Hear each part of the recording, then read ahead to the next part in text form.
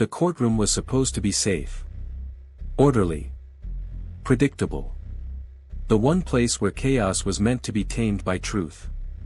But on that morning, safety shattered. The judge raised his gavel, bang. And a hush fell over the family court in downtown Phoenix. Custody disputes. Divorce proceedings. Broken families spilling their lives into files, affidavits, and tear-stained testimonies. Just another day. Until the second bang. Not wood on wood. Metal on flesh. A gunshot. The crack split the courtroom in half.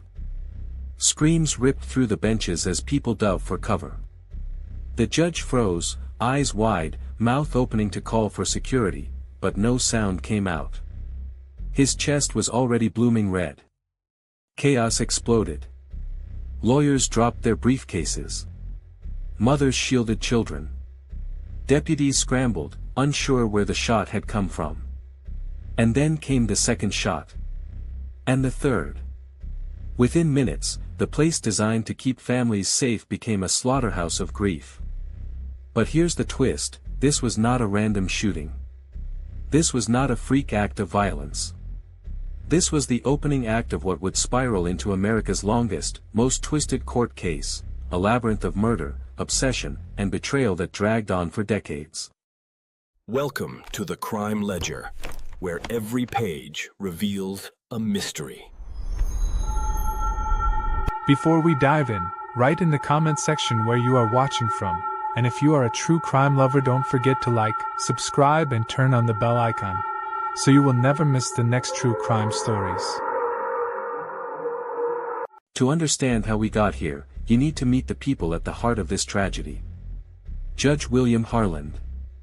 Known in the legal world as the Gavel of God. Stern, unbending, feared by lawyers who tried to bend the law, and respected by families who begged for justice.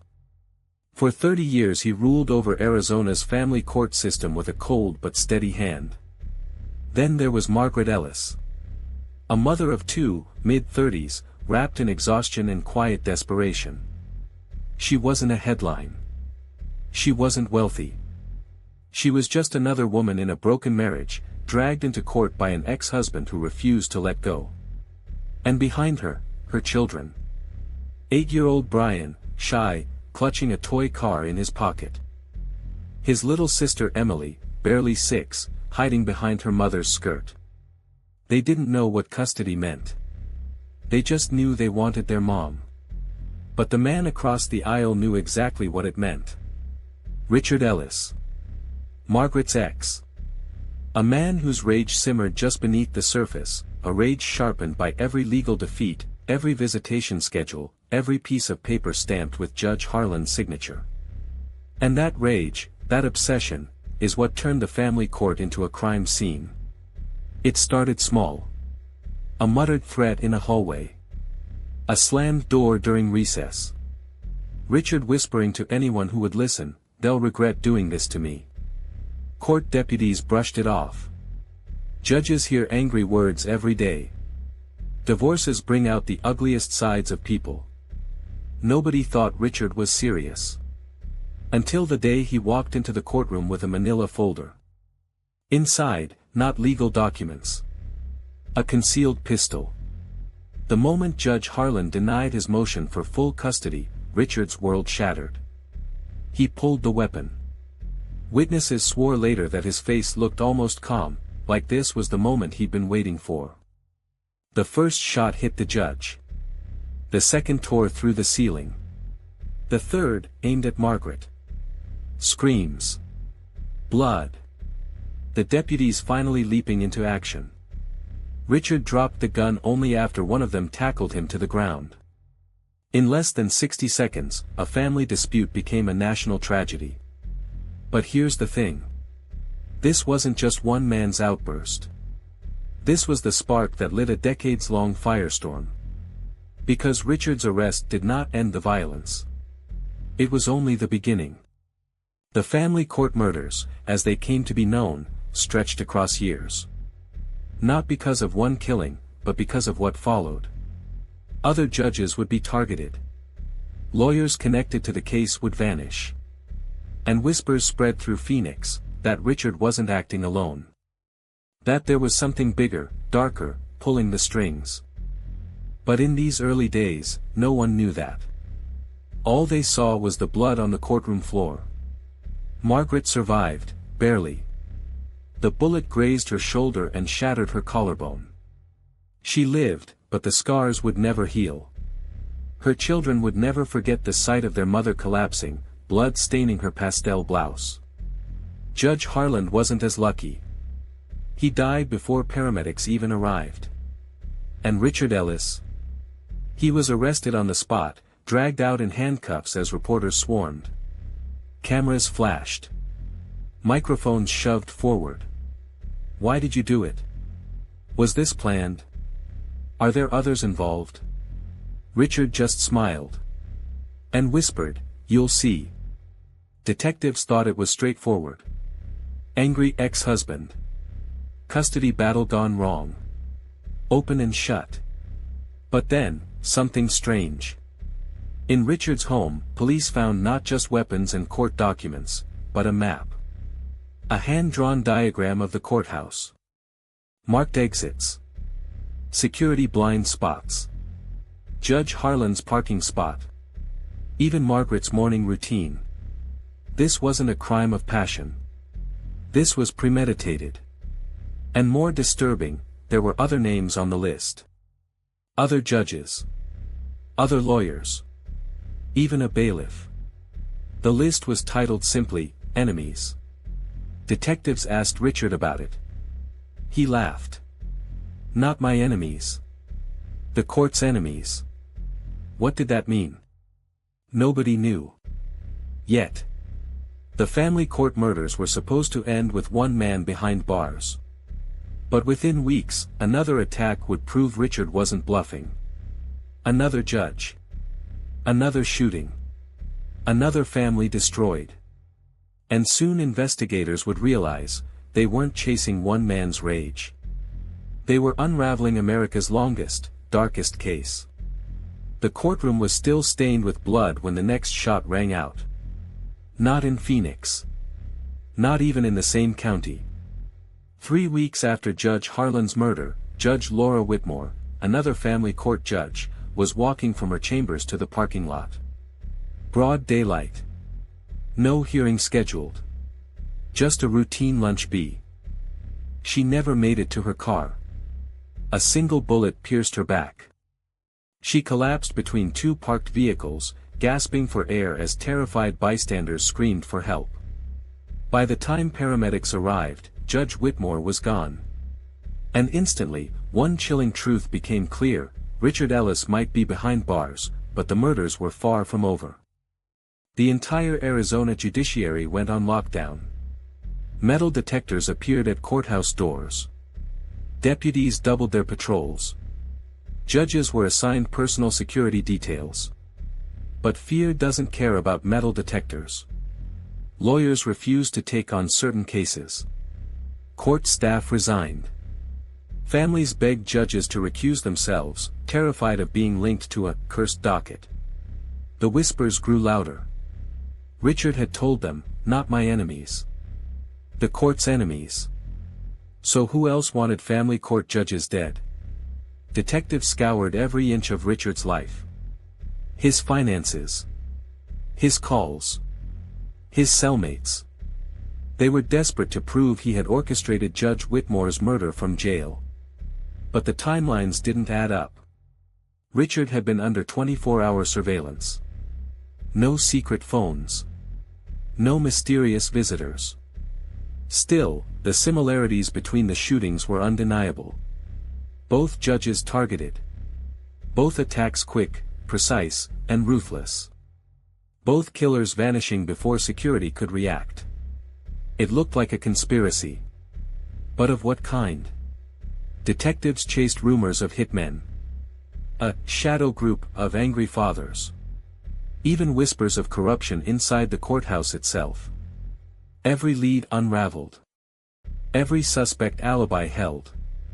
And then, the first letter arrived. Typed.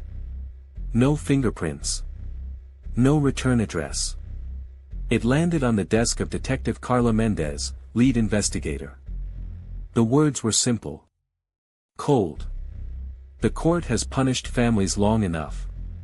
This is only the beginning. More judges will fall. More lawyers will bleed. Until justice is balanced. Signed, The Balance. With that single note, Phoenix tipped into hysteria. Reporters swarmed courthouses. Talk radio filled with conspiracy theories. Some claimed The Balance was a network of wronged parents. Others whispered about a cult. Meanwhile, judges slept with shotguns under their beds. Attorneys drove different routes home every night.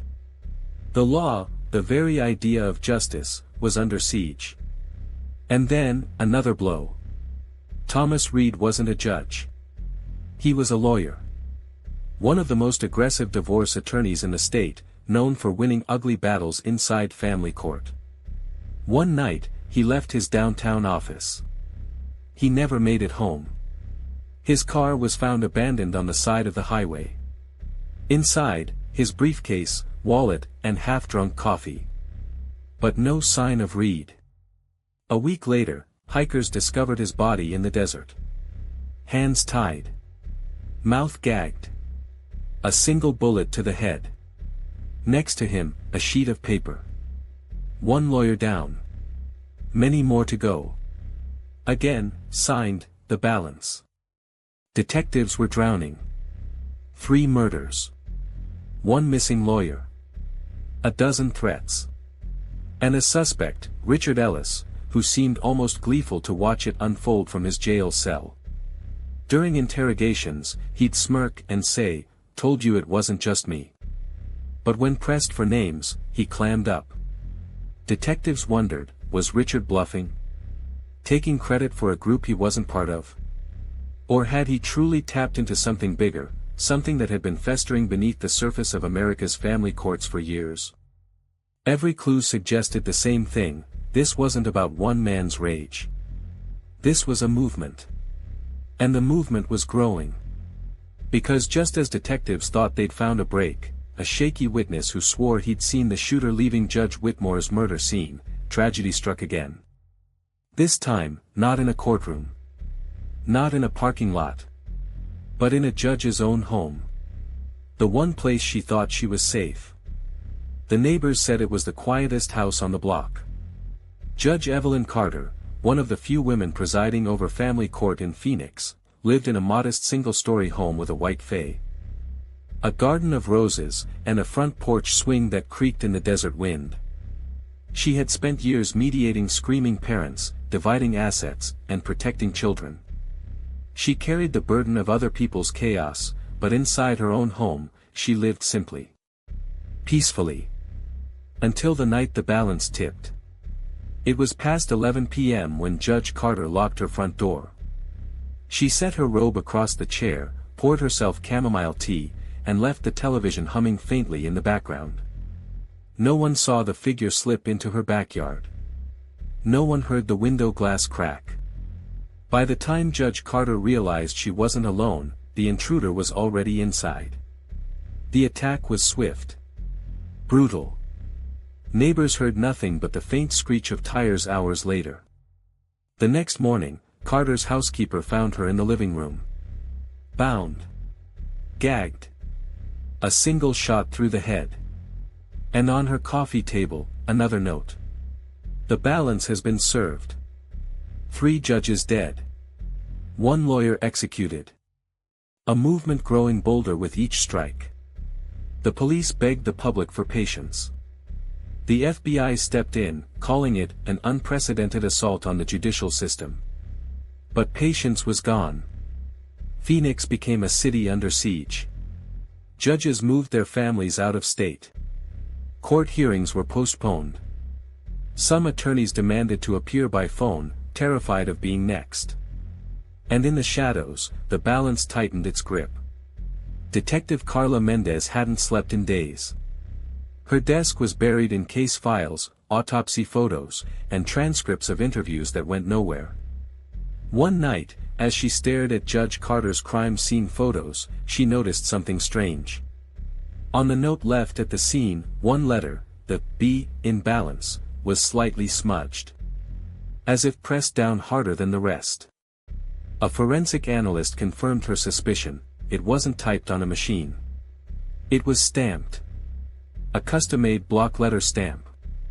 Which meant someone had gone out of their way to manufacture their own signature. Deliberate. Calculated. And when detectives traced the stamp, they found nothing. The supplier records were scrubbed. Whoever the balance was, they were careful. Too careful. Every tip spiraled into chaos. One man swore he saw Richard Ellis whispering to visitors at jail, but the footage proved he'd been alone. Another claimed the murders were orchestrated by a father's rights group, but the group turned out to be nothing more than an online forum filled with angry rants. Detectives even tailed a courthouse janitor rumored to be passing messages. He was innocent. Each dead end drained resources, morale, and trust. Inside the task force, officers began turning on each other. Who was leaking to the press? Who was feeding the balance information? The paranoia wasn't just in the city anymore. It was inside the investigation itself. Then came the most chilling discovery yet. During a review of Judge Carter's cases, investigators noticed a pattern.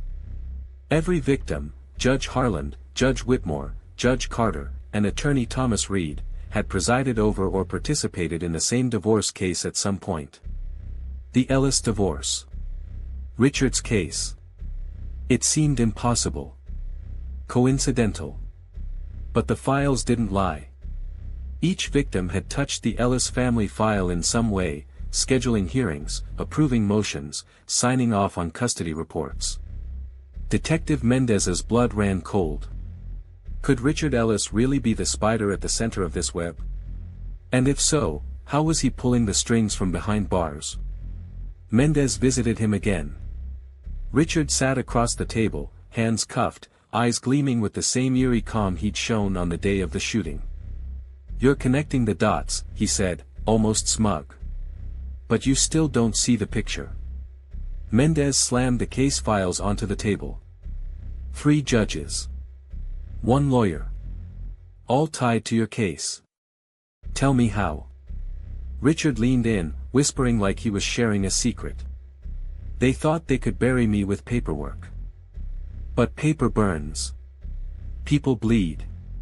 And balance always returns. He grinned. But I'm not the only one who wanted them gone. Before Mendez could press further, Richard leaned back and laughed. A deep, unsettling laugh that echoed across the prison visitation room. Then he said 6 words that froze her blood. "Your name's on the list too."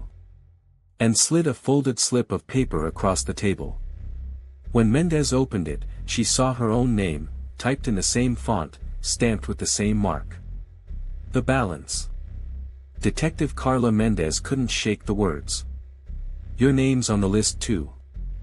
For weeks, she lived with a gun under her pillow. Every creak in her house sent her heart racing. She double-checked her locks, changed her routes to work, scanned every face in every crowd. But the fear wasn't just hers anymore. The entire city was drowning in paranoia. Judges quit. Lawyers fled. Families begged for hearings to be moved out of Phoenix. And every time someone thought the killing was over, another letter arrived. 2 months after Judge Carter's death, another attack stunned the city. A courthouse clerk, just a clerk, was gunned down in the parking lot of a grocery store. The note pinned to her chest was different this time. She processed their pain. She shared their guilt. She paid their price. For the first time, the victims weren't just the judges or lawyers. Now, anyone tied to the family court system was fair game. Nobody was safe. The FBI flooded Phoenix. Task forces multiplied. Resources poured in. But the balance seemed untouchable. Every note was clean. Every attack was surgical. Witnesses contradicted each other, describing shooters who looked different every time. Some swore it was a man. Others, a woman. One described 2 people. Another, 4. It was as if the balance was everywhere. And nowhere. Mendez's team was breaking. Officers called in sick. Detectives begged for reassignment. Even she felt her grip slipping. And then came the one lead they couldn't eye. Forensic techs finally cracked something. The stamp used for the B in balance contained a microscopic fiber, a strand of fabric embedded in the ink. Not cloth from clothing. Not paper fiber. Canvas. When the FBI lab analyzed it, the result was chilling. The fiber matched a type of canvas bag, the exact kind used by court staff to transport confidential case files. The killer wasn't outside the system. They were inside it. Detectives began quietly investigating court employees. Clerks. Assistants. Bailiffs. Anyone with access to case files. That's when one name surfaced again and again. Daniel Brooks. A court records officer. Mid-40s. Mild-mannered. Always in the background. Nobody had ever noticed him. But he had something no one else did, access. He knew the schedules. The judges. The lawyers. The clerks. He knew who handled which cases, when hearings were scheduled, and where everyone would be at any given time. And, most chilling of all, he had been assigned to the Ellis case file years earlier. SWAT stormed Brooks's house at 4 a.m. What they found was a nightmare. Walls covered in news clippings. Photos of judges, lawyers, clerks. Arrows connecting names. Handwritten lists labeled enemies. And in the center of it all, a large binder titled, The Balance. Inside were plans. Surveillance notes. Weapons receipts. And copies of every threatening letter. But here's the twist. Brooks wasn't alone. The binder contained signatures. Different handwriting styles. Notes from multiple people. This wasn't the work of one man. It was a network. Brooks was arrested. Charged with conspiracy and multiple murders. In court, he looked calm, eerily calm. He barely spoke. When the prosecutor asked why he'd done it, Brooks gave only one answer. The court failed us. We restored the balance. But when pressed on who we was, he smiled and stayed silent. What followed became the longest, most frustrating case in American legal history. For decades, appeals dragged on. Evidence was argued. Witnesses disappeared. Files went missing. Every time it seemed close to resolution, something collapsed. Brooks himself died in prison in the early 2000s, still awaiting a final verdict.